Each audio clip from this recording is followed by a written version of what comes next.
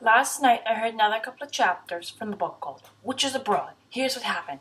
Granny, Nanny Ogg, and Margaret were all staying in this inn.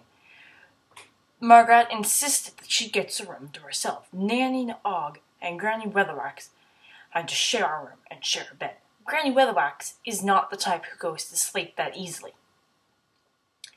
Margaret was having a hard time trying to block out the noise. She decided to try and hide her head under a pillow.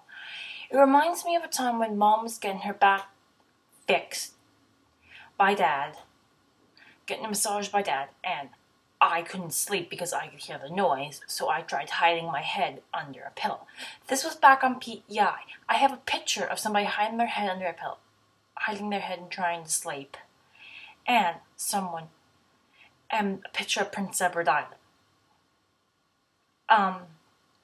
It was really quite interesting to hear. Margaret is the godmother, so she gets to insist things.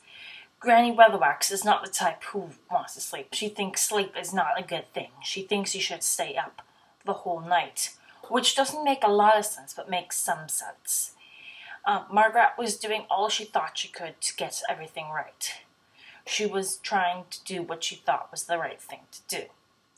Margaret is the godmother, but she's not as good as Granny Weatherwax. When Granny Weatherwax says to do something, you do it. But Margaret got her way this time because she insisted she has a room to herself.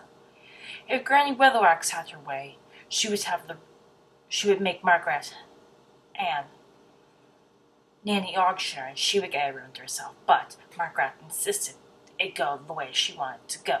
It was really quite interesting to hear. Of course, everybody was staring at Granny Weatherwax because that is what they do when it's Granny Weatherwax. The innkeeper didn't really decide to still give them a room, but they didn't have to pay because they're witches. People don't pay. Witches don't pay. People pay them with things. They don't accept money. They don't have money on them. It would be really interesting if that ever happened to somebody with a disability, but I doubt it would ever happen. But that'd be so cool if that did happen. They didn't have to pay with money, that people just gave you things. But I don't think that would ever happen. It was really quite interesting to hear. I really can't wait to hear what happens next. I really don't know what's going to happen next.